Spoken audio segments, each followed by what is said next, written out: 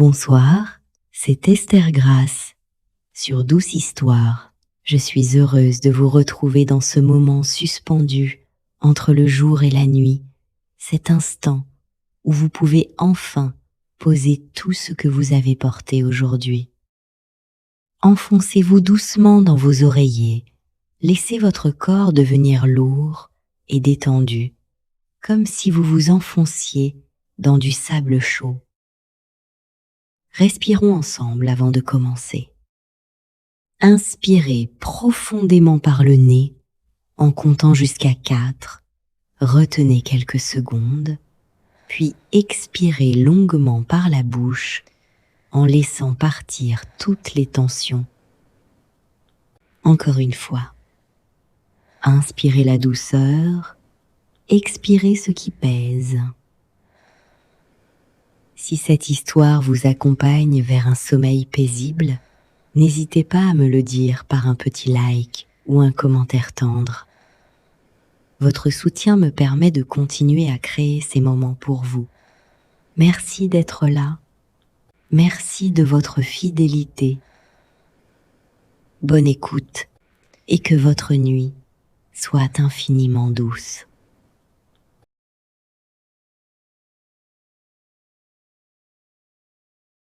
Il y a des rencontres qui changent une vie en l'espace d'un regard, et celle de Marguerite et Alessandro en fut une que ni l'un ni l'autre n'oublierait jamais.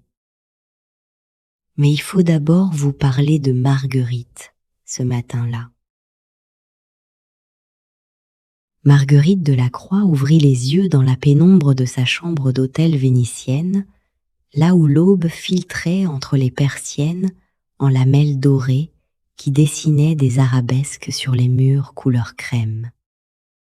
Elle resta immobile quelques instants, écoutant Venise se réveiller au dehors le clapotis de l'eau contre les fondations de pierre, le cri des mouettes au loin, le murmure des premières gondoles sur les canaux. Une ville qui respire depuis 1000 ans. Elle avait 29 ans, dirigeait une maison d'édition spécialisée dans les livres d'art à Paris, une vie qu'elle avait construite pierre par pierre, seule, avec cette détermination tranquille qu'on trouve chez ceux qui ont appris tôt à ne compter que sur eux-mêmes.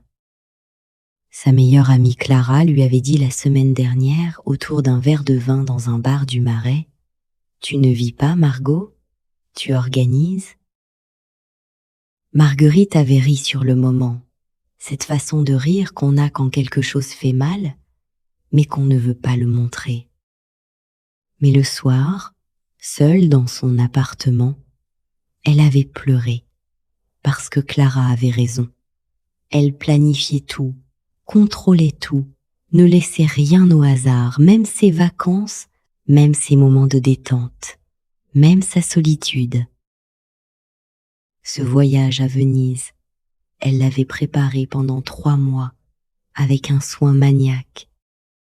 Réservation dans les meilleurs restaurants, billets pour tous les pavillons essentiels de la Biennale, hôtel avec vue sur le Grand Canal, itinéraire tracé au millimètre près.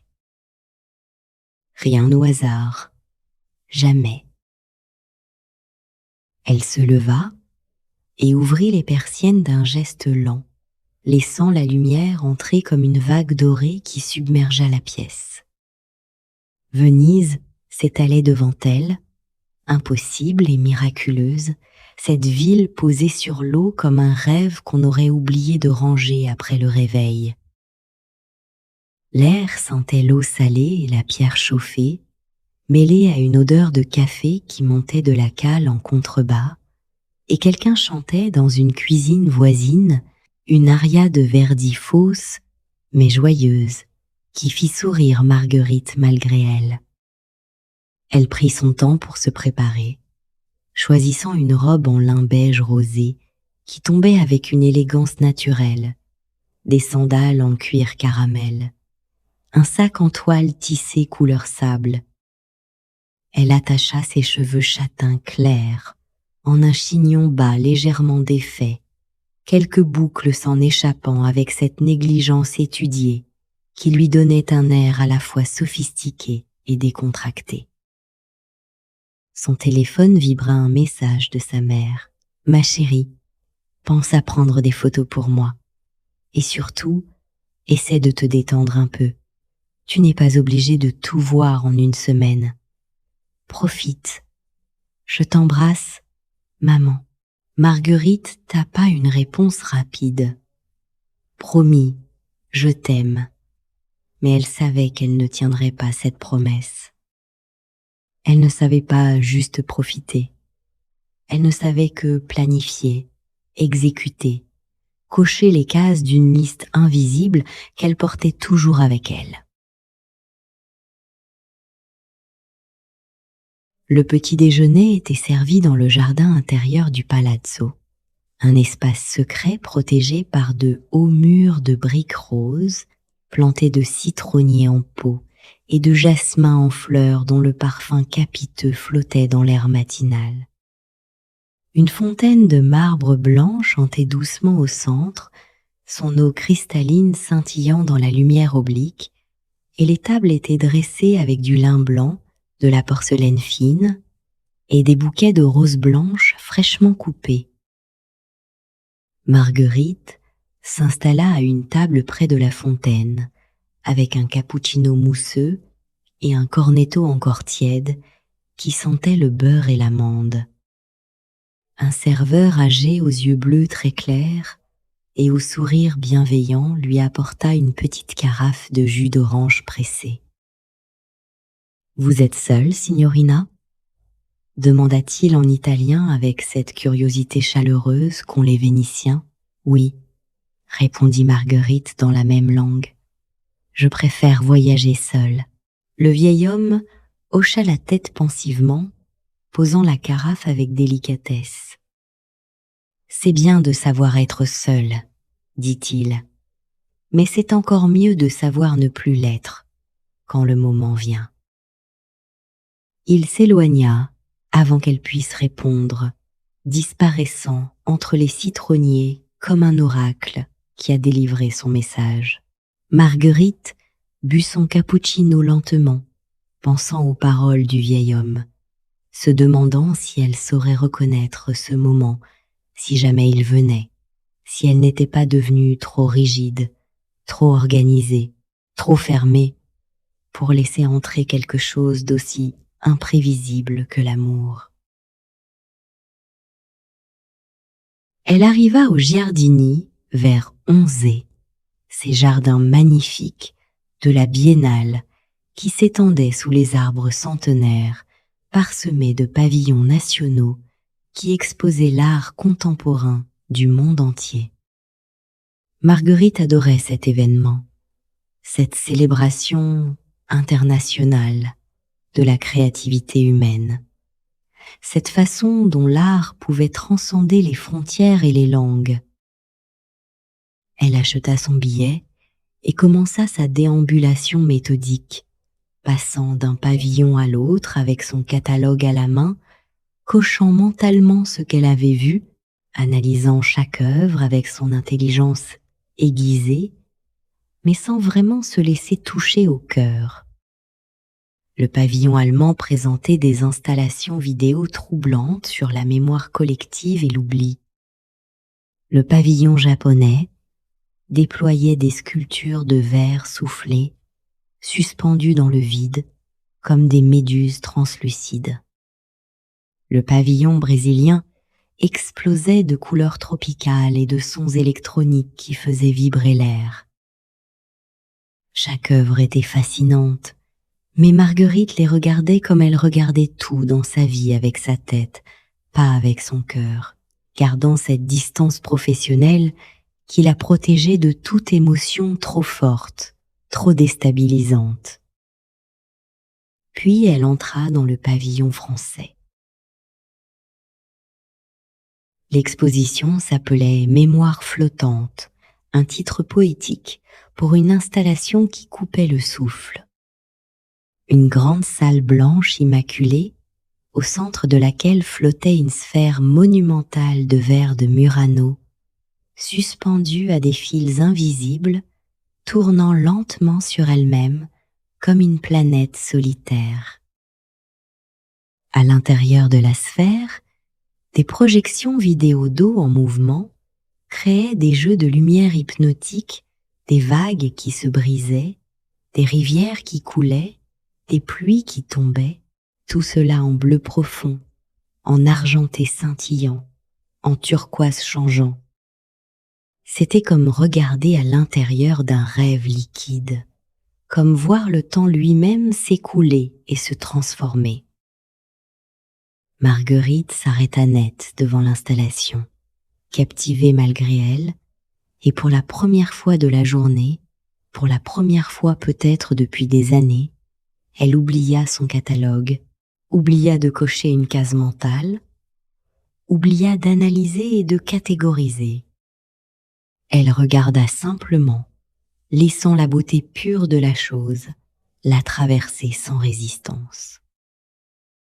La lumière dansait, l'eau coulait, le temps ralentissait, et dans ce ralentissement, dans ce silence contemplatif, Marguerite sentit quelque chose en elle se détendre, se dénouer, s'ouvrir, et c'est à ce moment précis qu'elle sentit une présence à côté d'elle. Pas quelqu'un qui passait rapidement, mais quelqu'un qui s'était arrêté, qui regardait la même chose qu'elle, qui respirait au même rythme qu'elle, dont l'immobilité et l'attention créaient une sorte de champ magnétique qu'elle pouvait sentir sans même tourner la tête. Marguerite tourna légèrement la tête, presque malgré elle. Un homme se tenait là, à 2 mètres d'elle peut-être, grand et mince, avec une élégance innée qui ne devait rien à tous vêtements, qu'il portait un costume en lin, gris, perle, impeccablement coupé, qui semblait avoir été taillé exactement pour lui. Ses cheveux châtains foncés étaient légèrement décoiffés, comme s'il venait de passer la main dedans, et il regardait la sphère avec une intensité totale, complètement absorbée, ses lèvres légèrement entr'ouvertes, comme quelqu'un qui voit quelque chose de sacré. Et dans sa poitrine, Marguerite sentit quelque chose se déplacer, un déplacement soudain et silencieux, comme si le monde venait de basculer imperceptiblement sur son axe, comme si toutes les pièces de sa vie venaient de se réorganiser autour de ce moment, de cet homme, de cette rencontre qui n'aurait jamais dû avoir lieu mais qui semblait soudain inévitable. Elle ne croyait pas au coup de foudre du moins. Elle n'y avait jamais cru jusqu'à cet instant précis. Cela lui avait toujours semblé être une invention romantique, une façon poétique de décrire l'attirance physique immédiate. Mais ce qu'elle ressentait maintenant n'était pas seulement de l'attirance, ce n'était même pas principalement de l'attirance. C'était une certitude tranquille et absolue, aussi solide que les fondations de pierre de Venise sous ses pieds, que cet homme qu'elle ne connaissait pas, dont elle ignorait même le nom, était important, qu'il était, d'une façon qu'elle ne comprenait pas encore, mais qu'elle sentait avec une clarté absolue, essentielle, que quelque chose dans sa vie venait de commencer, quelque chose qui ne s'arrêterait plus jamais, quelque chose qui changerait tout. Elle resta immobile, le regardant regarder l'œuvre, observant son profil net et harmonieux, un nez droit et aristocratique, une mâchoire définie sans être trop carrée, des lèvres pleines et bien dessinées. Il avait cette élégance qui vient de l'intérieur, pas de l'extérieur. Cette façon de se tenir qui disait à la fois confiance tranquille et douceur naturelle. Puis, comme s'il avait senti son regard sur lui, Comme s'il avait été aussi conscient d'elle qu'elle l'était de lui, il tourna lentement la tête. Leurs regards se croisèrent. Le temps fit quelque chose d'étrange et de merveilleux. Il ralentit d'abord, comme un film, qu'on passe au ralenti, puis s'arrêta complètement, comme si l'univers entier retenait son souffle pour observer ce qui se passait entre eux. Ses yeux étaient d'un gris vert profond, couleur de mer après la tempête, avec des éclats dorés qui attrapaient la lumière de l'installation. Et dans ses yeux, Marguerite vit quelque chose qui fit littéralement trembler ses genoux, qui lui coupa le souffle, qui fit battre son cœur si fort qu'elle était certaine qu'il pouvait l'entendre à travers l'espace qui les séparait. Elle vit la même certitude. Il la regardait avec une intensité qui aurait dû être effrayante, qui aurait dû la faire reculer, la mettre sur la défensive, mais qui ne l'était pas du tout. Parce que dans cette intensité, il n'y avait rien de prédateur, rien d'invasif, rien qui cherchait à prendre ou à posséder. Il y avait juste une reconnaissance pure et simple, comme s'il la voyait vraiment, complètement, instantanément, comme s'il la connaissait déjà depuis toujours. Marguerite ne savait pas combien de temps ils restèrent ainsi, simplement à se regarder dans cette salle blanche avec la sphère qui tournait doucement derrière eux. Cela aurait pu être 10 secondes, cela aurait pu être 10 minutes. Le temps n'avait plus aucun sens, plus aucune pertinence. Puis il sourit, lentement, comme un lever de soleil qui commence à peine à éclairer l'horizon, un sourire qui naquit d'abord dans ses yeux, les faisant briller d'une chaleur incroyable, avant d'atteindre ses lèvres et de les transformer en quelque chose de doux et de merveilleux.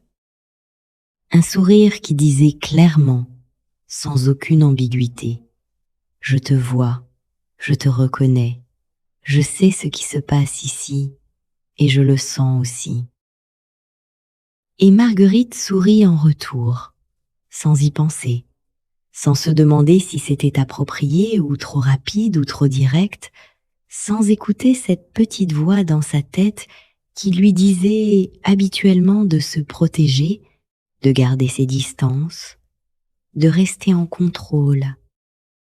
Juste un sourire qui montait depuis un endroit profond en elle qu'elle ne connaissait pas. Un sourire qui disait simplement « Moi aussi, je sais aussi, je sens aussi. » Il traversa l'espace entre eux. Pas précipitamment, pas comme quelqu'un qui court ou qui se presse, mais avec une intention claire et paisible, comme quelqu'un qui marche vers quelque chose qu'il attendait depuis toujours sans savoir qu'il l'attendait, et avec chaque pas qu'il faisait, Marguerite sentait la certitude grandir en elle, jusqu'à remplir toute sa poitrine d'une chaleur dorée. Il s'arrêta à quelques pas d'elle, assez près pour qu'elle puisse sentir son parfum, quelque chose de boisé et frais, avec des notes de bergamote et de cèdre qui lui rappelaient les forêts après la pluie. Assez loin encore, pour respecter l'espace entre deux inconnus qui ne sont déjà plus vraiment des inconnus.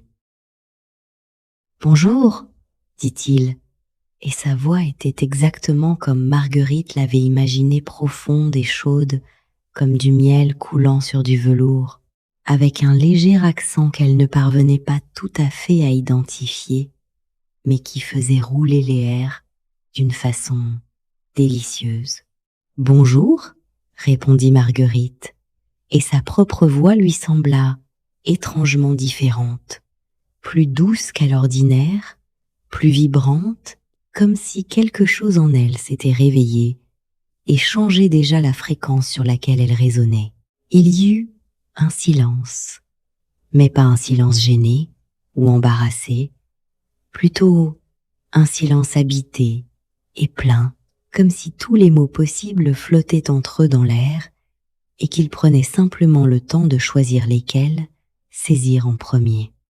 « Je m'appelle Alessandro, dit-il finalement. Alessandro Moretti. Marguerite, dit-elle. Marguerite de la Croix. » Alessandro sourit à nouveau, plus largement cette fois, et répéta son prénom doucement, comme s'il le goûtait sur sa langue, comme s'il le trouvait beau, et voulait s'en souvenir exactement. Marguerite, c'est un très joli prénom. Merci, dit Marguerite, se sentant rougir légèrement, ce qui ne lui arrivait jamais, elle qui gardait toujours son sang-froid en toutes circonstances. Vous êtes française, dit Alessandro, et ce n'était pas une question mais une affirmation douce, parisienne, précisa Marguerite. Et vous êtes italien, de toute évidence. Milanais, confirma Alessandro, avec un petit hochement de tête. Il fit un geste élégant vers la sphère, qui tournait toujours derrière eux. Cette installation me fascine. Je la regarde depuis 10 minutes, et je ne parviens pas à m'en détacher, c'est comme si elle contenait tous les secrets de l'univers. Moi aussi, avoua Marguerite. C'est exactement ce que je pensais. C'est comme regarder à l'intérieur d'un rêve, ou peut-être à l'intérieur du temps lui-même. Exactement, dit Alessandro, et il la regardait maintenant avec une intensité renouvelée, presque de l'émerveillement dans les yeux. C'est exactement ça, mot pour mot ce que je pensais. Un frisson parcourut Marguerite, partant de sa nuque et descendant le long de sa colonne vertébrale. « Vous êtes architecte ?» dit-elle soudain, avec cette intuition qui venait de nulle part, mais qu'elle savait vraie. Alessandro haussa les sourcils, visiblement surpris et intrigué. « Comment le savez-vous » ? La façon dont vous regardez l'installation, expliqua Marguerite. Vos yeux se déplacent d'une certaine manière. Vous voyez les structures sous-jacentes, les proportions, les espaces négatifs entre les éléments. C'est une façon de regarder très spécifique. Alessandro rit, et ce rire était chaud et sincère, rempli d'un plaisir authentique. Vous êtes incroyablement observatrice. C'est impressionnant. Éditrice, dit Marguerite. Livre d'art, observer, est littéralement mon métier. Analyser comment les artistes voient le monde et le traduisent en images. Alors nous avons quelque chose en commun, dit Alessandro, et ses yeux brillaient maintenant. Nous passons notre vie à regarder ce que les autres créent, à essayer de comprendre leur vision, leur langage visuel. Il fit une pause, semblant hésiter, puis prit une inspiration comme quelqu'un qui s'apprête à sauter dans le vide. Marguerite, je sais que cela va sembler fou, complètement fou même, mais... Oui, Marguerite sentit son cœur s'accélérer dangereusement. J'ai l'impression de vous connaître déjà, dit Alessandro lentement, choisissant ses mots avec soin. Comme si vous voir avait été, comme retrouver quelqu'un que je cherchais sans savoir que je cherchais, comme rentrer à la maison après un très long voyage. Il secoua la tête avec un petit rire embarrassé. Je sais que ça n'a aucun sens. Je sais que nous venons de nous rencontrer il y a 2 minutes, mais c'est ce que je ressens et je ne peux pas faire semblant du contraire. Marguerite sentit quelque chose se dénouer dans sa poitrine, comme une corde trop tendue depuis des années qui se relâchait enfin. Non, dit-elle doucement, sa voix à peine plus qu'un murmure. Ce n'est pas fou du tout. Elle prit une inspiration tremblante. « Je ressens exactement la même chose, Alessandro. Exactement. » Vraiment, la voix d'Alessandro était pleine d'espoir et de soulagement mêlés. Vraiment, confirma Marguerite, et elle sentait les larmes lui monter aux yeux sans vraiment comprendre pourquoi. C'est comme une évidence, comme quelque chose qui était déjà écrit quelque part et qui attendait juste que nous nous trouvions.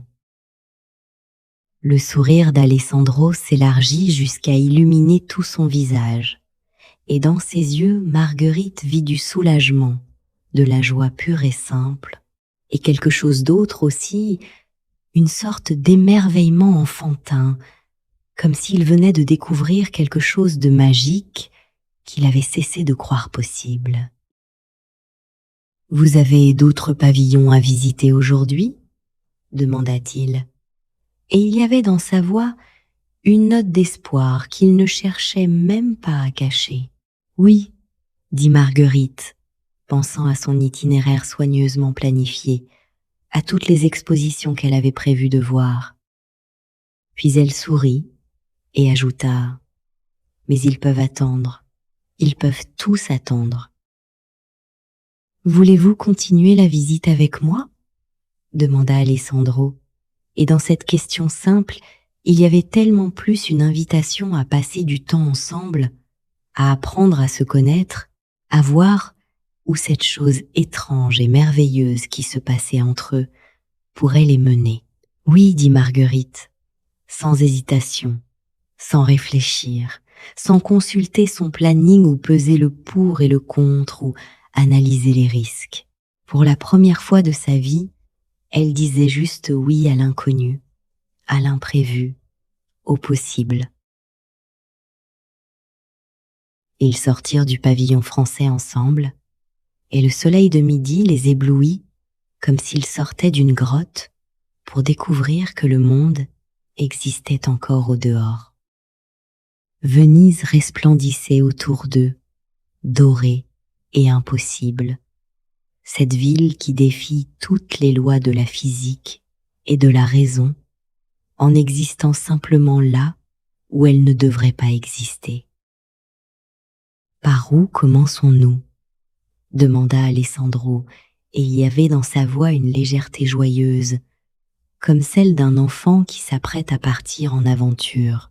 Marguerite allait sortir son catalogue de son sac, son itinéraire minutieusement planifié avec tous les pavillons numérotés dans l'ordre optimal de visite, mais quelque chose l'arrêta.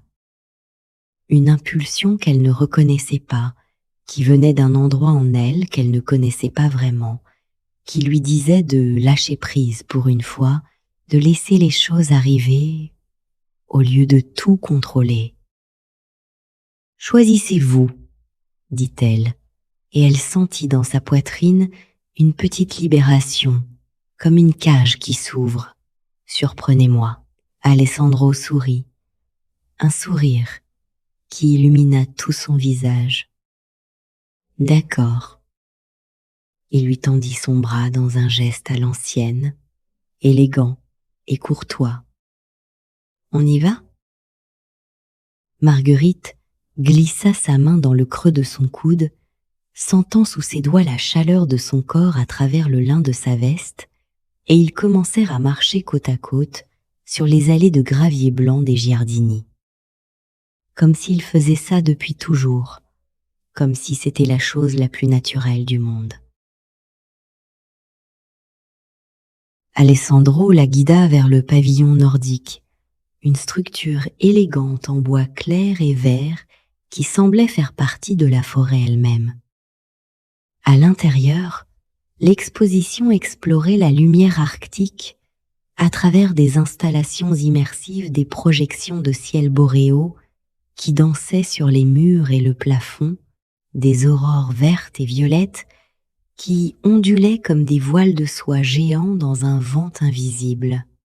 « C'est magnifique » murmura Marguerite, levant les yeux vers les lumières qui tourbillonnaient au-dessus d'eux. « Oui » dit Alessandro, Mais quand Marguerite tourna la tête vers lui, elle vit qu'il ne regardait pas l'installation. Il la regardait elle, avec cette même intensité douce qu'elle avait vue dans le pavillon français. Leurs yeux se croisèrent à nouveau dans l'obscurité de la salle, éclairés par les aurores artificielles qui peignaient leurs visages en vert et violet. Et quelque chose passa entre eux, quelque chose de silencieux et de puissant qui n'avait pas besoin de mots.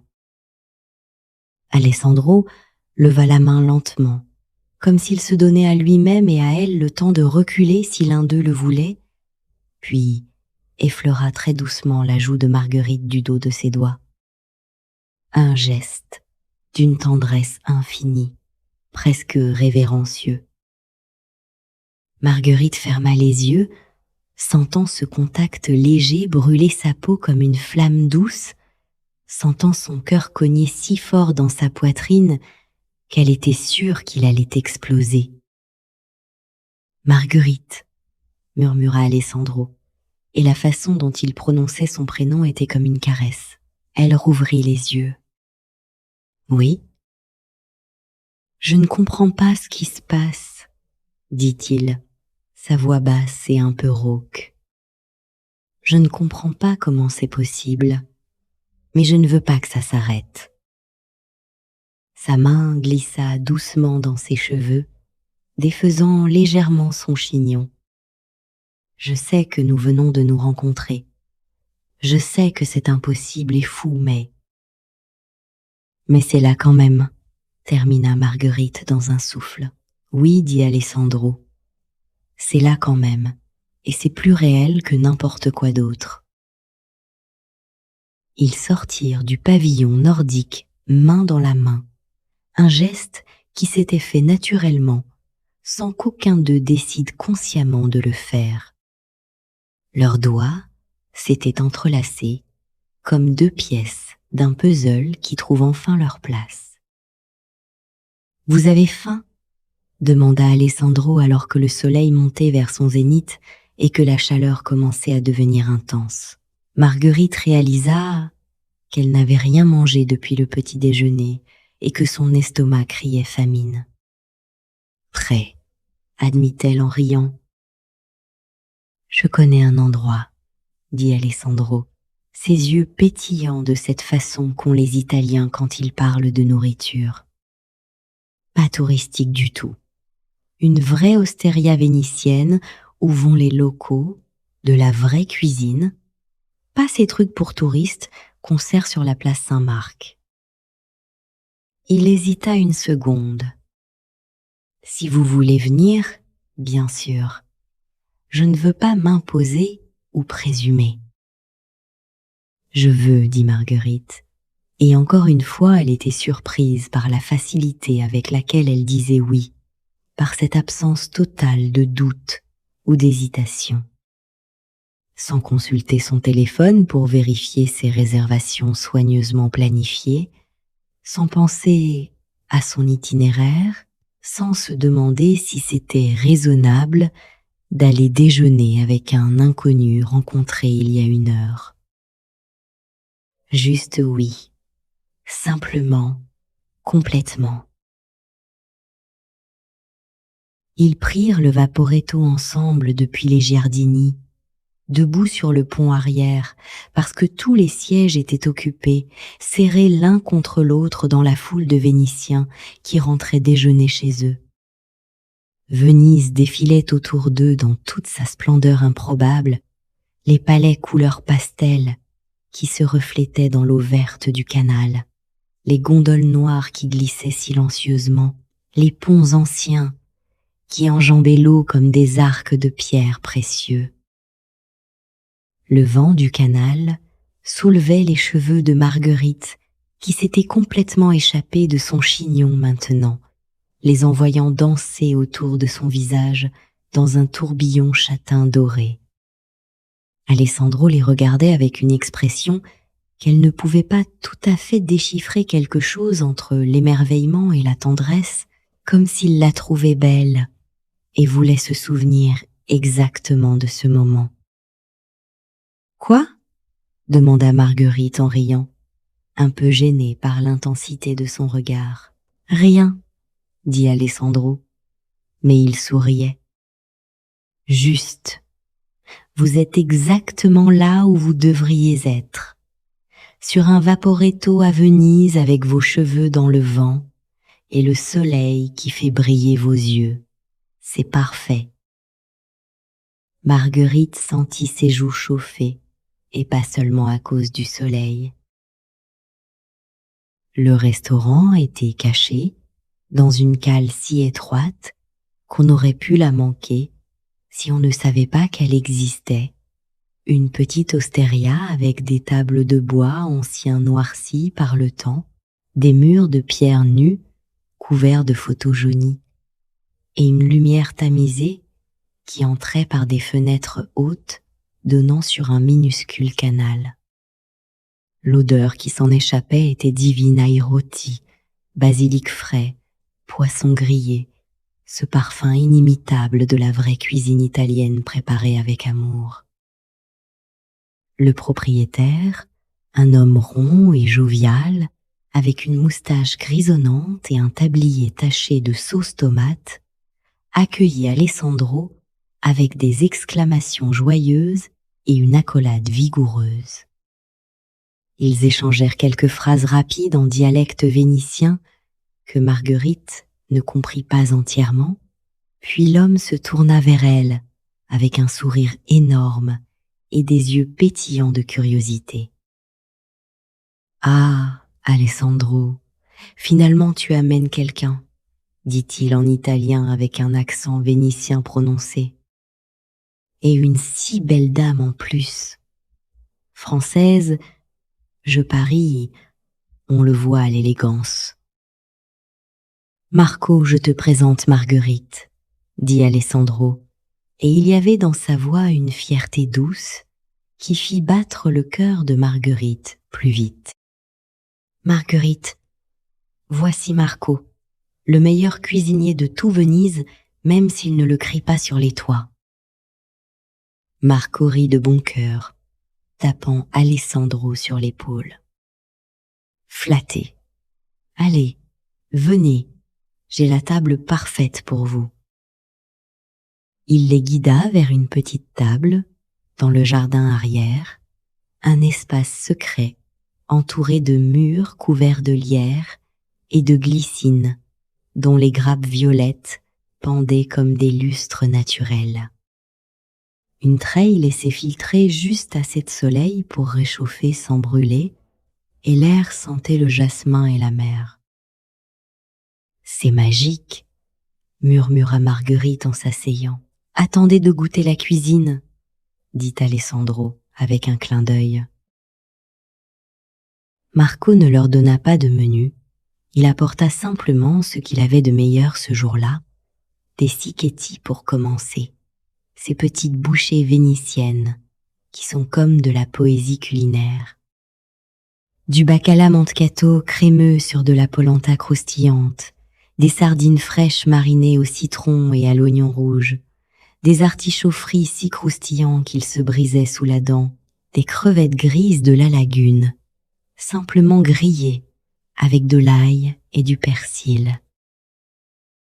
Un vin blanc du Frioul arriva ensuite, froid et minéral avec des notes de pêche blanche et d'amande, parfait sous le soleil de midi. Alessandro leva son verre. « À Venise, » dit-il, et aux rencontres impossibles, qui se révèlent être exactement ce qu'on cherchait. Marguerite leva le sien, leurs verres tintèrent avec un son cristallin. « À Venise, » répéta-t-elle, et aux évidences. Ils burent, se regardant par-dessus leurs verres, et Marguerite sentait quelque chose de chaud et de doré se répandre dans sa poitrine qui n'avait rien à voir avec le vin. La conversation coula entre eux comme l'eau coule dans un lit de rivière parfaitement formé pour elle, facilement, naturellement, sans effort ni obstruction. Ils découvrirent qu'ils avaient tous les deux perdu un parent jeune, cette blessure ancienne qui ne guérit jamais vraiment, mais qui façonne tout ce qu'on devient après. Ma mère est morte quand j'avais 8 ans, dit Alessandro, regardant son verre qu'il faisait tourner lentement entre ses mains. Un cancer, 6 mois entre le diagnostic et la fin. Mon père ne s'en est jamais vraiment remis. Il est devenu quelqu'un d'autre après, quelqu'un de plus distant, de plus fermé. Il leva les yeux vers Marguerite. Elle me manque encore tous les jours, vous savez. Même après 24 ans, certains matins je me réveille et pendant une seconde j'oublie qu'elle n'est plus là. Et ensuite ça me frappe à nouveau. Marguerite tendit la main par-dessus la table et prit celle d'Alessandro, entrelaçant leurs doigts. « Mon père est mort quand j'avais 10 ans, dit-elle doucement.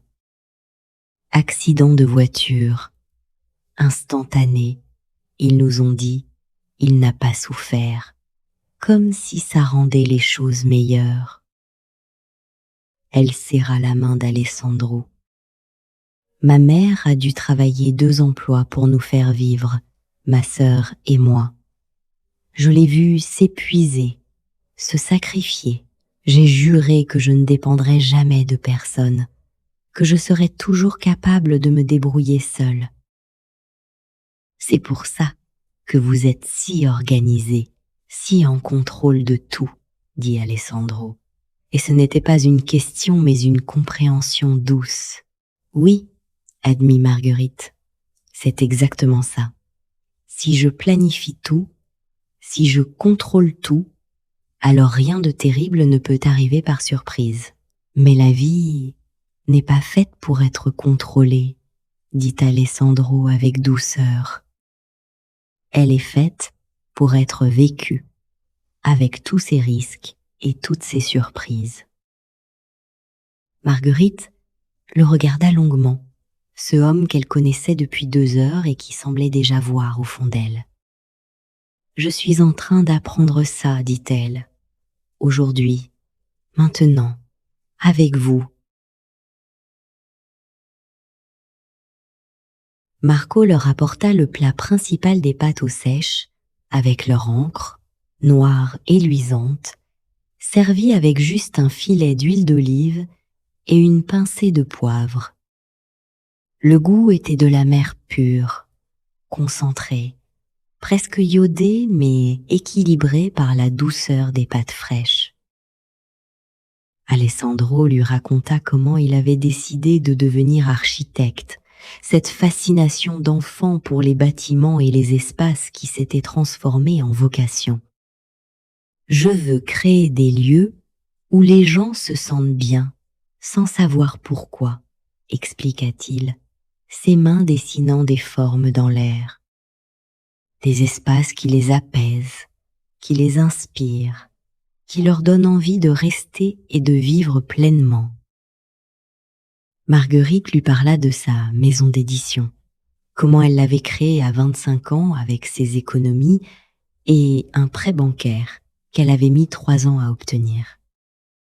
Les banques n'aiment pas beaucoup prêter aux jeunes femmes qui veulent publier des livres d'art, dit-elle avec un sourire ironique.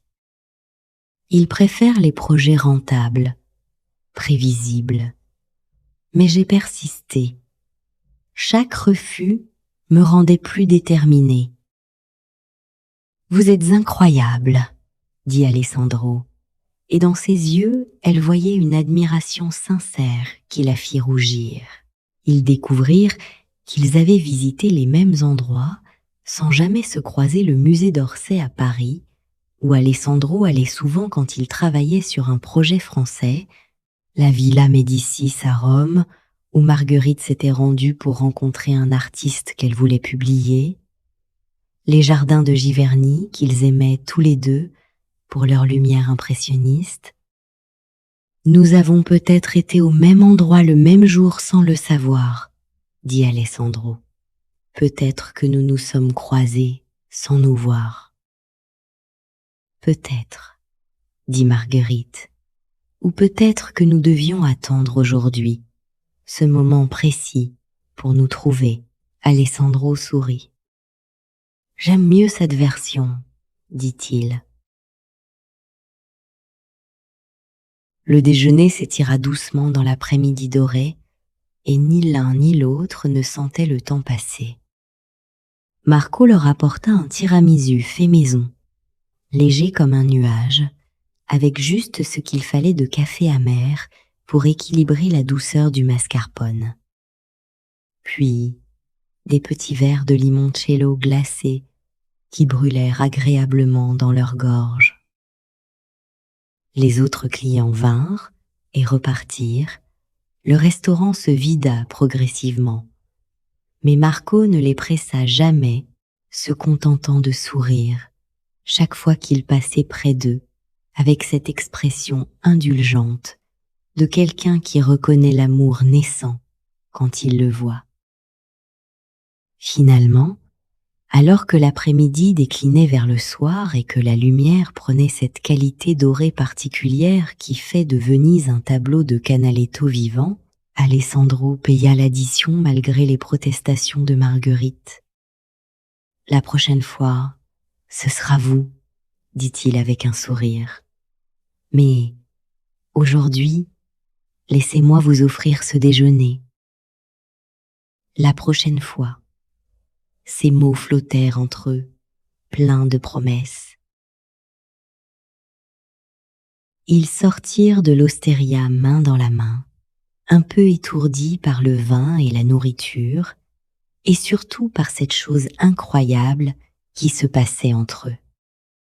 Venise les accueillit avec ses couleurs de fin d'après-midi, le ciel qui virait au rose pâle, les pierres des palais qui prenaient des teintes d'or vieilli, l'eau des canaux qui reflétait toute cette beauté en tremblant doucement. « Je ne veux pas que cette journée se termine, » dit Marguerite soudainement, surprenant elle-même par cette franchise. Alessandro s'arrêta et se tourna vers elle, prenant ses deux mains dans les siennes. « Alors ne la laissons pas se terminer, dit-il. « Pas encore.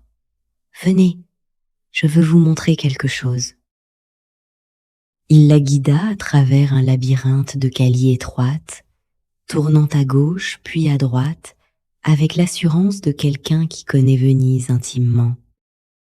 Ils traversèrent de petits ponts qui enjambaient des canaux si étroits qu'on aurait pu toucher les deux murs en tendant les bras, passèrent devant des églises anciennes dont les cloches sonnaient l'heure, longèrent des boutiques d'artisans où brillaient des objets en verre de Murano. Finalement, ils arrivèrent à un petit pont de pierre qui semblait n'aller nulle part en particulier, un de ces milliers de ponts vénitiens que les touristes ne remarquent jamais. Mais d'ici la vue était parfaite, le grand canal qui s'étirait devant eux comme un ruban argenté, les palais qui se pressaient sur ses rives, et au loin, la coupole de la basilique Santa Maria della Salute qui se découpait contre le ciel rose. « C'est mon endroit préféré à Venise, » dit Alessandro doucement. « Je viens ici chaque fois que je visite la ville. C'est moins spectaculaire que le Rialto ou l'Accademia, mais c'est plus vrai d'une certaine façon, plus intime. » Marguerite regarda autour d'elle, comprenant ce qu'il voulait dire. Il n'y avait personne d'autre sur ce petit pont, juste eux deux, et Venise qui s'étalait dans toute sa gloire tranquille. Alessandro se tourna vers elle, et dans ses yeux il y avait quelque chose de différent maintenant, quelque chose de plus profond, de plus grave. Il leva la main et caressa doucement sa joue, laissant ses doigts glisser dans ses cheveux défaits. « Marguerite, » dit-il, et sa voix était à peine plus qu'un murmure.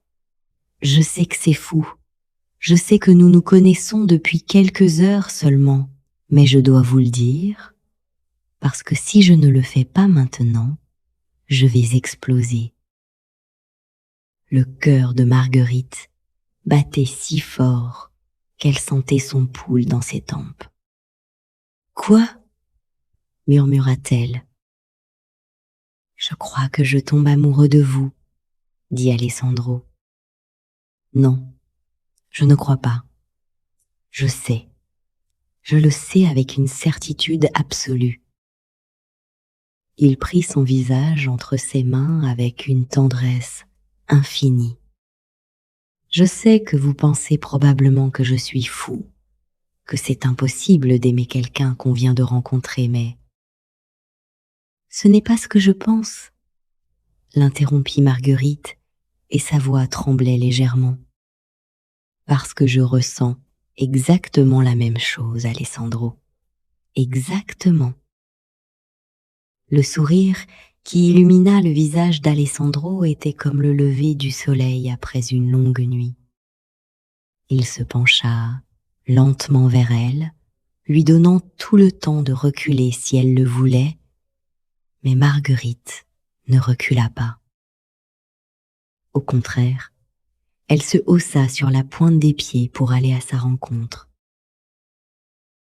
Leur premier baiser fut doux et lent, presque timide au début, leurs lèvres se touchant avec une délicatesse infinie, comme s'ils manipulaient quelque chose de précieux et fragile.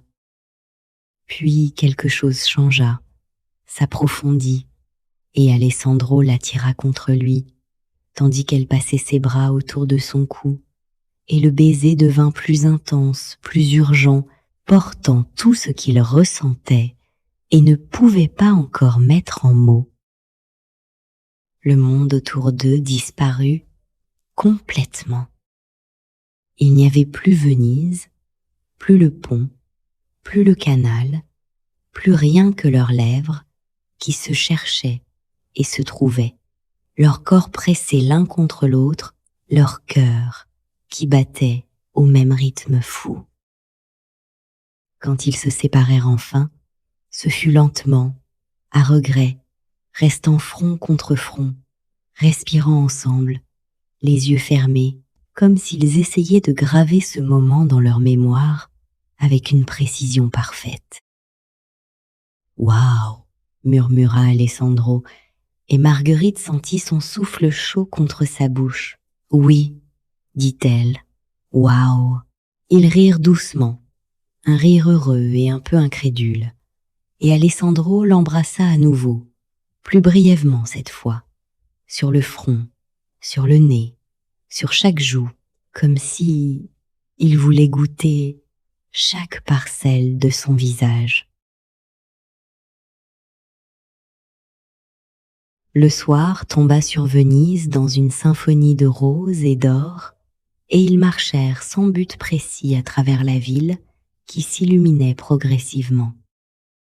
Les lampadaires s'allumaient un par un, jetant des poules de lumière dorées sur les pavés anciens, et les fenêtres des palais commençaient à briller de l'intérieur, révélant des lustres de Murano et des plafonds peints. Ils parlèrent de tout et de rien, de leurs films préférés, de la musique qu'ils aimaient, des livres qui les avaient marqués, des endroits où ils rêvaient de voyager. Alessandro voulait voir le Japon pendant la saison des cerisiers en fleurs. Marguerite rêvait de visiter les temples d'Angkor au Cambodge. « Nous pourrions y aller ensemble », dit Alessandro comme si c'était la chose la plus naturelle du monde, et Marguerite sentit son cœur faire un bond dans sa poitrine. Ensemble, ce mot contenait tellement de promesses.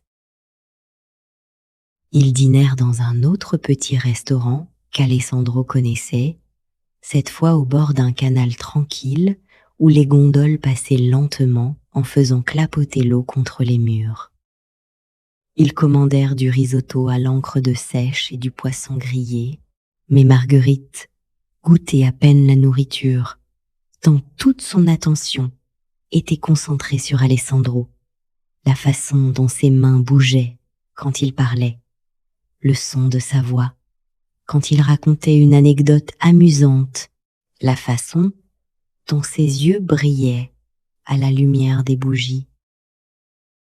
Un groupe de musiciens passa sur une gondole voisine, jouant des airs traditionnels vénitiens, et la musique flottait sur l'eau comme quelque chose de tangible, de magique.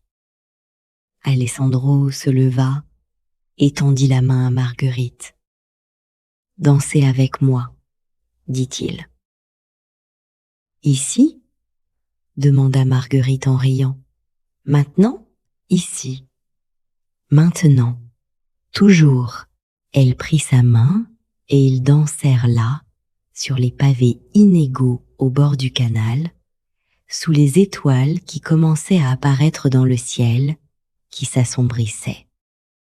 Alessandro la tenait contre lui, et Marguerite posa sa tête sur son épaule, respirant son parfum, sentant son cœur battre contre le sien, et elle pensa qu'elle n'avait jamais été aussi heureuse de toute sa vie.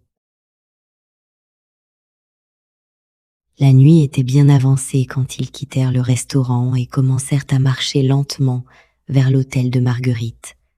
Mais aucun d'eux ne voulait vraiment que la soirée se termine. Ils s'arrêtaient souvent pour s'embrasser sous une arcade, pour regarder la lune se refléter dans un canal, pour simplement rester là, debout, l'un contre l'autre, en silence.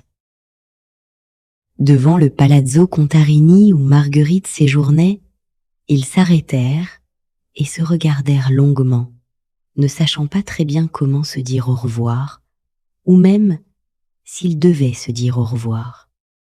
« Je ne veux pas vous quitter », dit Alessandro, et dans sa voix il y avait une vulnérabilité qui toucha Marguerite profondément. « Alors ne me quittez pas », dit-elle doucement. « Pas encore. » Alessandro la regarda intensément. « Marguerite, je ne veux pas vous presser. Je ne veux surtout pas que vous pensiez que c'est tout ce que je veux.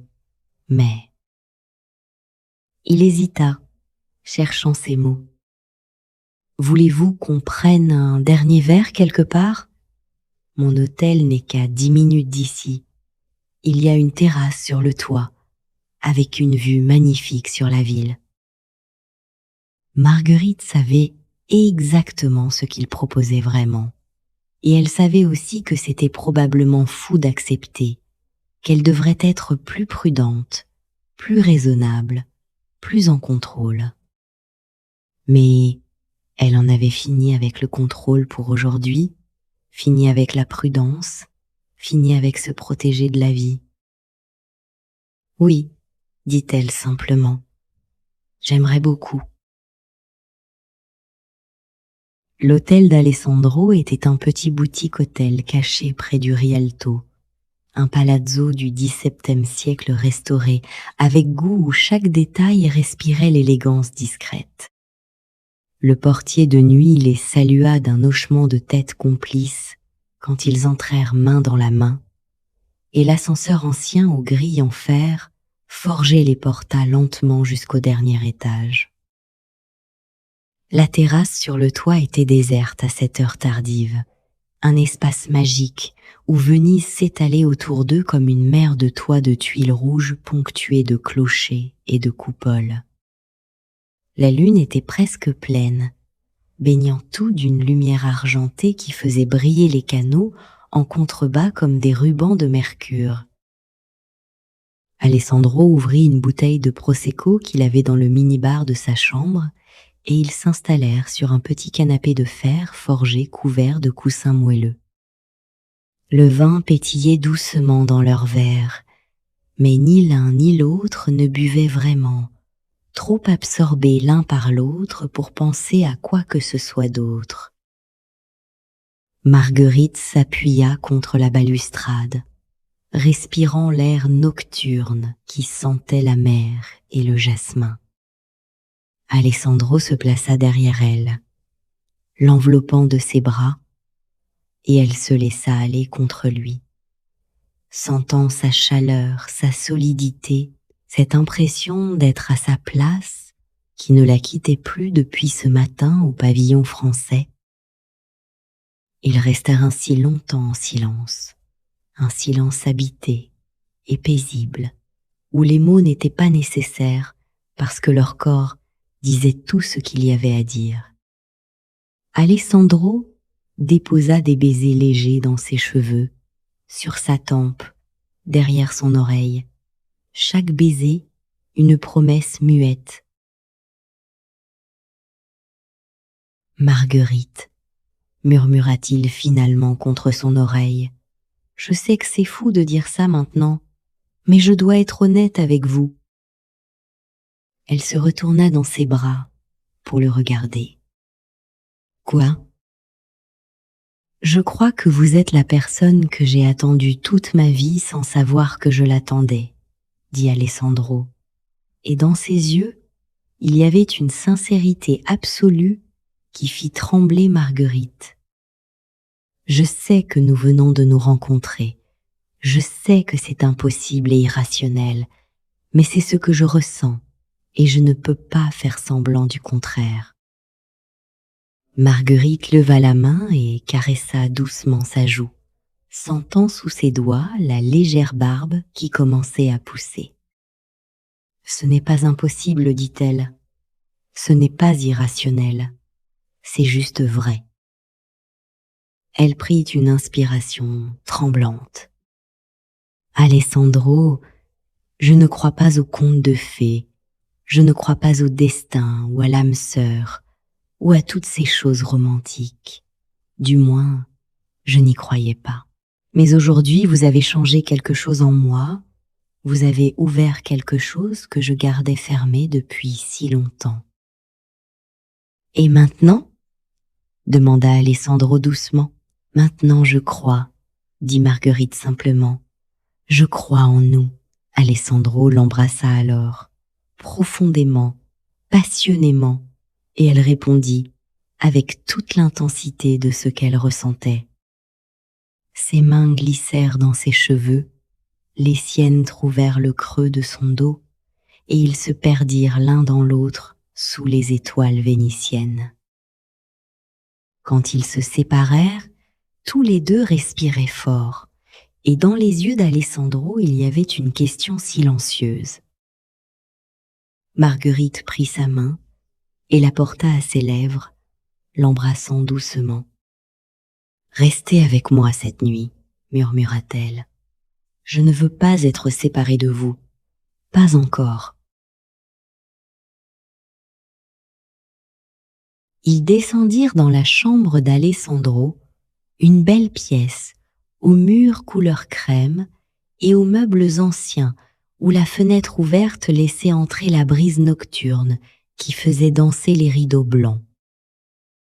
Ce qui se passa ensuite fut d'une beauté et d'une tendresse qui émurent Marguerite aux larmes. Alessandro la déshabilla lentement, révérencieusement, comme si elle était quelque chose de précieux qu'il craignait de briser, couvrant chaque parcelle de peau révélée de baisers doux.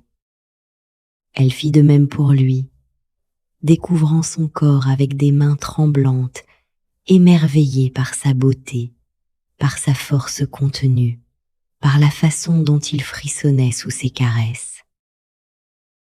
Ils firent l'amour lentement, tendrement, se découvrant l'un l'autre, avec une patience infinie, et c'était tellement plus que du désir physique, c'était une communion, une fusion, une reconnaissance mutuelle, de quelque chose de profond et de sacré. Après, ils restèrent enlacés dans les draps froissés, leur peau luisante de sueur qui séchait dans la brise fraîche de la nuit.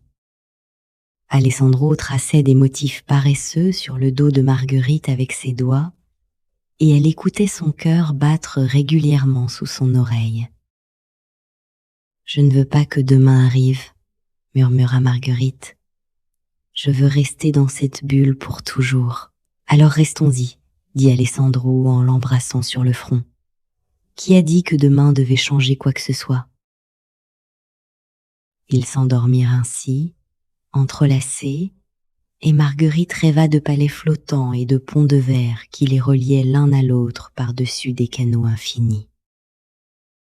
Elle se réveilla à l'aube dans les bras d'Alessandro, là où la lumière rose du matin entrait par la fenêtre et peignait la chambre en couleur pastel. Il dormait encore, son visage paisible et détendu, ses cheveux ébouriffés sur l'oreiller blanc. Elle le regarda longtemps, gravant cette image dans sa mémoire, se demandant comment sa vie avait pu changer aussi radicalement en l'espace d'une seule journée. Alessandro ouvrit les yeux et la trouva en train de le regarder. Il sourit, ce sourire lent et chaud qu'elle aimait déjà. « Bonjour » murmura-t-il d'une voix enrouée de sommeil. « Bonjour » dit Marguerite en se penchant pour l'embrasser doucement. Ils prirent le petit déjeuner sur la terrasse où un serveur avait monté un plateau avec des croissants encore tièdes, des fruits frais, du café noir et onctueux. Le soleil montait lentement au-dessus de Venise qui se réveillait, et ils mangèrent lentement, savourant chaque instant, conscients que cette bulle magique allait bientôt éclater. « Je dois rentrer à Milan ce soir, » dit finalement Alessandro, et ses mots tombèrent entre eux comme des pierres. « J'ai des réunions demain matin que je ne peux pas annuler. Un client important, qui vient de Tokyo, spécifiquement pour me voir. » Marguerite sentit son cœur se serrer, mais elle hocha la tête, comprenant. « Et moi, je dois rester jusqu'à dimanche, » dit-elle. « J'ai mon billet de train pour Paris. » Ils se regardèrent, et dans leurs yeux il y avait la même question non formulée. « Et maintenant, qu'est-ce qui se passe maintenant ?» Alessandro prit sa main et la serra fort. « Marguerite, je ne sais pas comment ça va marcher exactement. Je ne sais pas comment on fait quand on vit dans deux villes différentes. Mais je sais une chose avec une certitude absolue. » Il porta sa main à ses lèvres. « Je ne veux pas que ça se termine ici. Je veux vous revoir. Je veux apprendre à vous connaître vraiment. Je veux voir où cela peut nous mener. » « Milan n'est qu'à 3 heures de train de Paris, » dit Marguerite, et elle entendait l'espoir dans sa propre voix.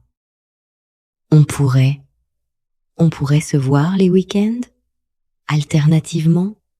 Vous venez à Paris, je viens à Milan. » Le sourire d'Alessandro illumina tout son visage. « Oui, » dit-il.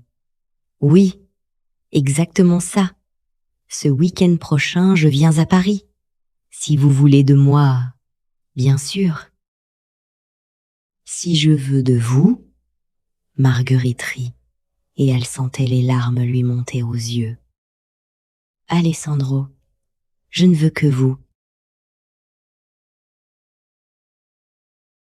Ils passèrent leur dernière journée ensemble à Venise, dans une douce mélancolie, visitant les endroits qu'ils avaient manqués, la veille, la basilique Saint-Marc, avec ses mosaïques dorées qui couvraient chaque centimètre du plafond comme un ciel étoilé, le palais des Doges avec ses salles majestueuses et ses prisons secrètes, le pont des soupirs sous lequel ils s'embrassèrent en faisant un vœu silencieux. Ils déjeunèrent sur une terrasse au bord du Grand Canal, regardant passer les vaporettos et les gondoles, et Alessandro lui parla de ses projets, une bibliothèque qu'il concevait pour une petite ville près de Milan, un musée à Vérone, une école à Turin. Marguerite lui parla de son prochain catalogue, un livre sur les peintres vénitiens du XVIIIe siècle qu'elle préparait depuis 1 an. Ils parlaient de l'avenir sans se rendre compte qu'ils parlaient d'un avenir ensemble, comme si c'était déjà décidé, déjà établi, comme si leur rencontre d'hier avait changé la trajectoire de leur vie de façon irréversible. À la gare, quand le train d'Alessandro pour Milan fut annoncé, ils se tinrent l'un contre l'autre sur le quai, incapables de se lâcher. « C'est juste quelques jours », dit Alessandro contre ses cheveux. « Vendredi soir, je serai à Paris. On dînera ensemble. On aura tout le week-end. » « Je sais, » dit Marguerite, mais sa voix tremblait. « C'est juste que j'ai peur que rien de tout cela ne soit réel, que je me réveille et que ce ne soit qu'un rêve. » Alessandro prit son visage entre ses mains et la regarda intensément. « C'est réel, Marguerite. C'est la chose la plus réelle qui me soit jamais arrivée. » Il l'embrassa profondément, sans se soucier des regards des autres voyageurs. « Je t'appelle ce soir, et demain, et tous les jours, jusqu'à ce que je te revoie. » Promis, promis, un dernier baiser, long et désespéré, puis Alessandro monta dans le train. Marguerite le regarda partir, agitant la main jusqu'à ce que le train disparaisse dans un tunnel et qu'elle se retrouve seule sur le quai presque vide. Elle resta là un long moment, sentant déjà son absence comme une douleur physique dans sa poitrine, se demandant comment quelqu'un qu'elle connaissait depuis 2 jours pouvait déjà lui manquer autant. Les 3 jours suivants passèrent dans une brume étrange, où Marguerite continuait de visiter Venise comme prévu, mais où rien ne semblait vraiment réel. Elle allait aux expositions, mangeait dans de bons restaurants, prenait des photos pour sa mère, mais c'était comme si elle faisait tout cela en pilote automatique, son esprit et son cœur étant restés à la gare avec Alessandro. Ils se parlaient au téléphone chaque soir pendant des heures, et le son de sa voix était comme de l'eau dans le désert. Alessandro lui racontait ses journées, ses réunions avec le client japonais qui s'était finalement très bien passé, son projet de bibliothèque qui avançait. Marguerite lui parlait des derniers pavillons de la biennale qu'elle visitait, d'un livre ancien qu'elle avait trouvé dans une librairie près de San Marco. Mais ce qu'il disait importait moins que le simple fait de s'entendre, de maintenir ce lien ténu qui les reliait à travers les kilomètres. Le vendredi soir, Marguerite prit le train pour Paris avec un mélange d'excitation et d'anxiété qui lui nouait l'estomac. Alessandro arrivait à 19 à la gare de Lyon. Elle avait vérifié l'horaire au moins 20 fois. Elle était là, 1 heure en avance, incapable de rester chez elle à attendre, arpentant le quai comme une folle, vérifiant son téléphone toutes les 2 minutes, même si elle savait qu'il n'y aurait pas de nouveaux messages.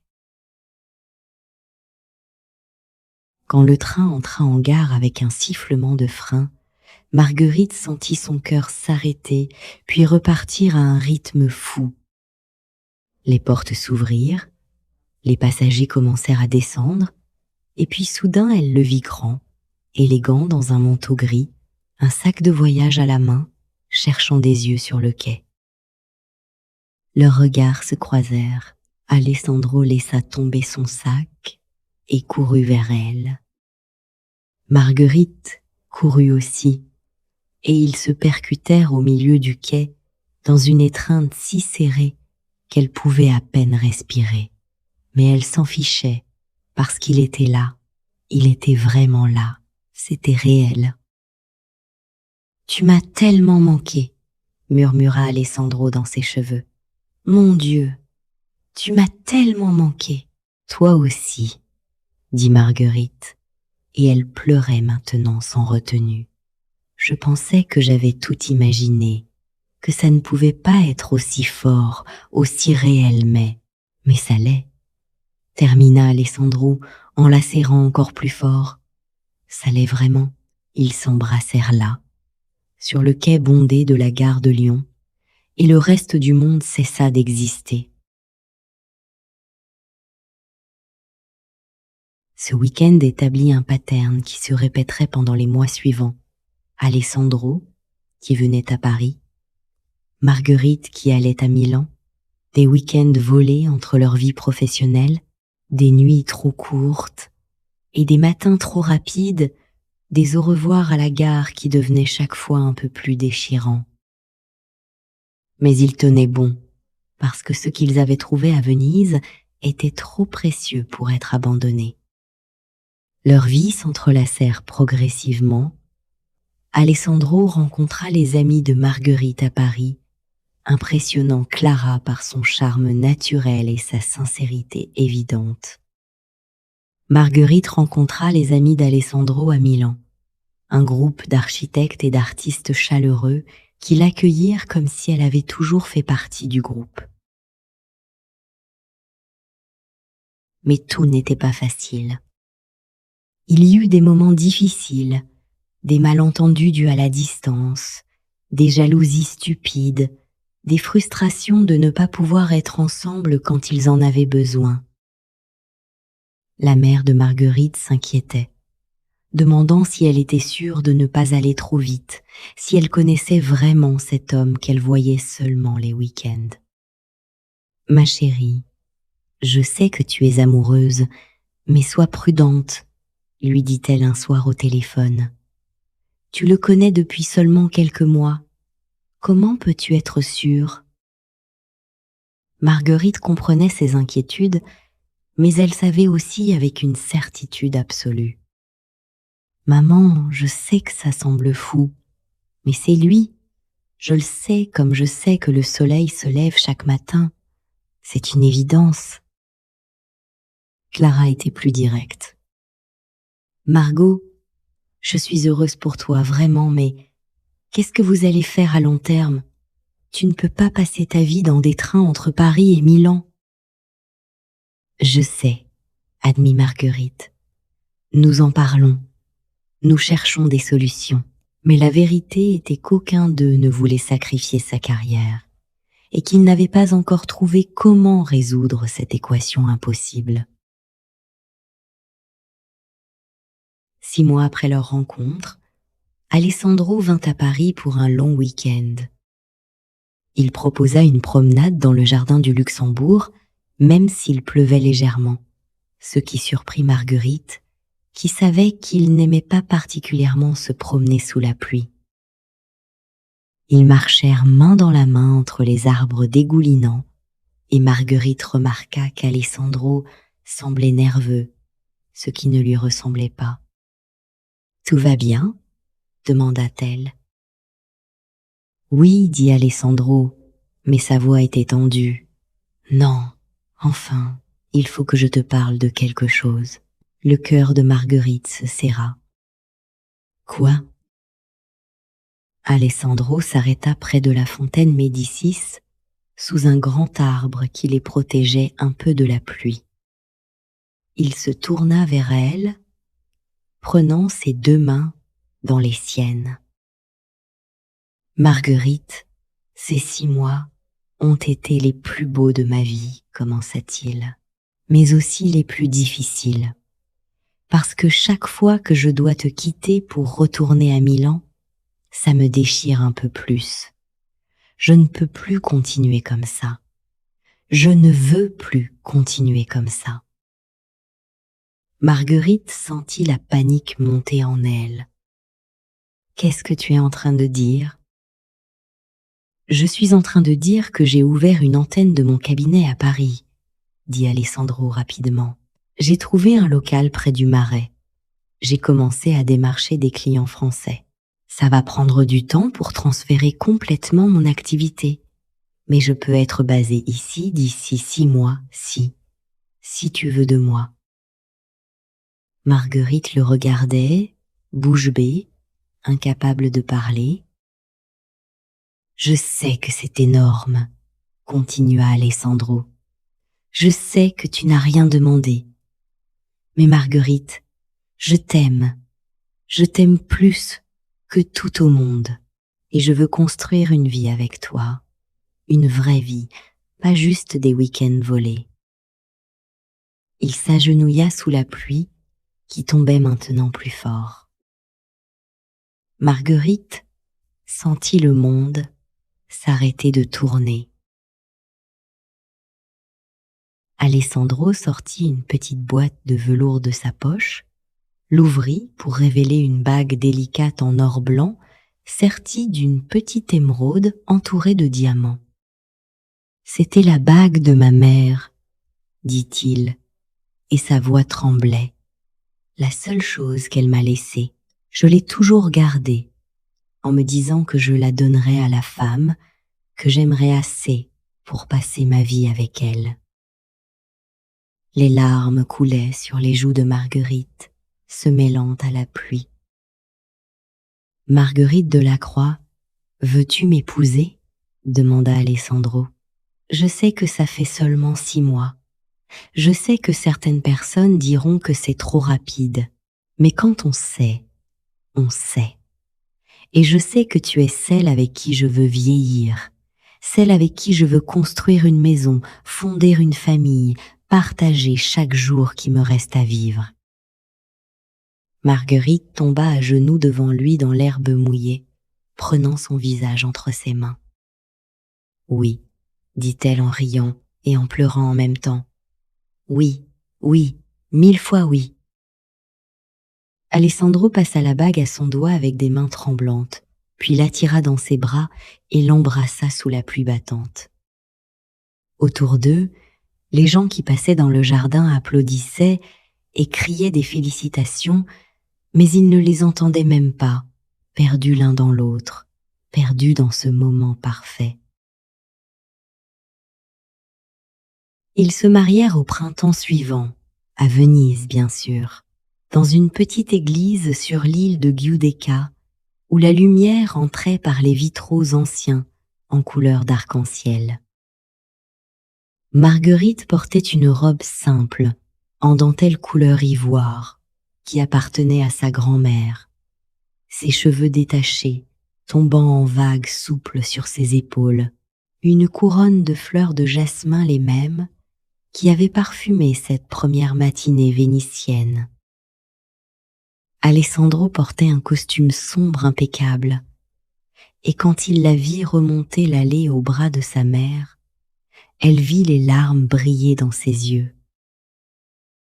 Leurs amis et famille étaient là. Clara qui pleurait dans le premier rang, la mère de Marguerite qui souriait même si elle était émue, le père d'Alessandro qui serrait la main de son fils avec fierté, tous ceux qui les aimaient réunis pour célébrer cette union qui avait commencé 1 an plus tôt dans un pavillon de la Biennale. Le vieux Marco avait insisté pour faire le repas de noces, transformant son petit restaurant en une salle de fête magique, avec des bougies partout, des fleurs blanches suspendues aux poutres et une table immense qui croulait sous les plats traditionnels vénitiens. Mais le moment le plus magique fut la danse. Alessandro prit Marguerite dans ses bras pour leur première danse en tant que mari et femme, et l'orchestre joua « La vie en rose » en version italienne.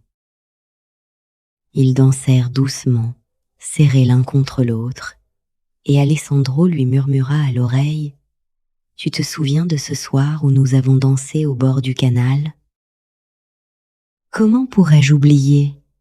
murmura Marguerite. « Je savais déjà ce soir-là que je voulais t'épouser, » dit Alessandro. « Je savais que tu serais ma femme. » C'était une évidence. « Pour moi aussi, » dit Marguerite, et elle leva les yeux vers lui. Dès le premier regard, dès le premier instant, c'était toi. Ça a toujours été toi. Ils s'embrassèrent doucement tandis qu'autour d'eux, leurs invités applaudissaient et criaient « Bassi, Bassi, embrassez-vous » en italien. Ils s'installèrent à Paris, dans un appartement près du canal Saint-Martin, qu'ils aménagèrent ensemble, avec amour, des meubles chinés dans les brocantes, des livres d'art partout, un grand atelier pour Alessandro, où il dessinait ses projets. Alessandro développa son activité parisienne avec succès, concevant une bibliothèque magnifique dans le 13e arrondissement, puis un musée à Bordeaux. Marguerite agrandit sa maison d'édition, publiant de plus en plus de beaux livres qui trouvaient leur public.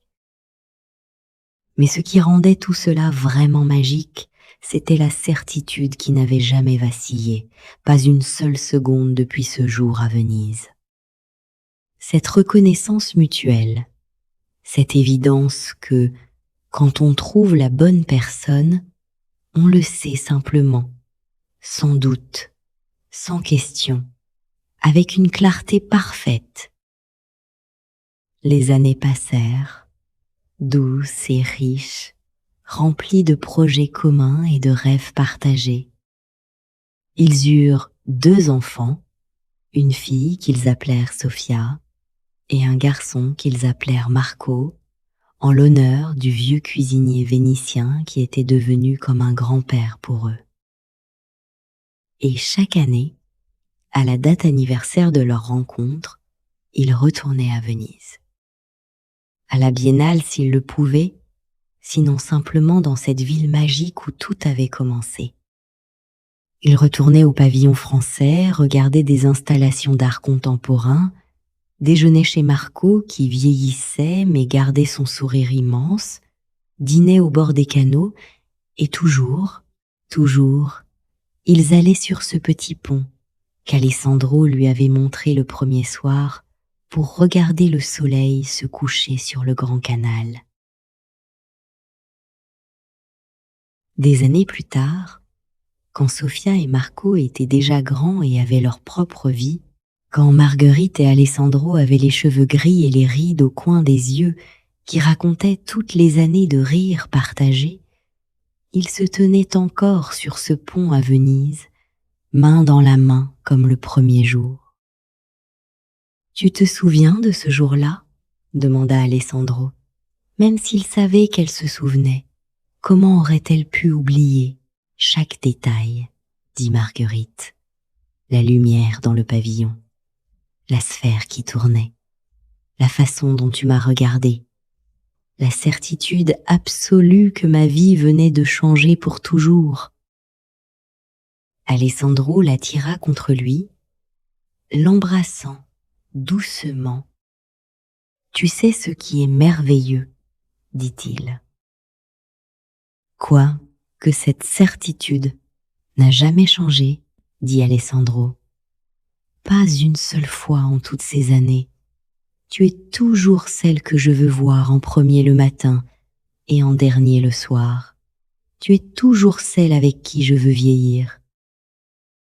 Marguerite sentit les larmes lui monter aux yeux, ces larmes douces qui viennent quand on réalise à quel point on a de la chance. Moi aussi, murmura-t-elle, toujours toi, ça a toujours été toi.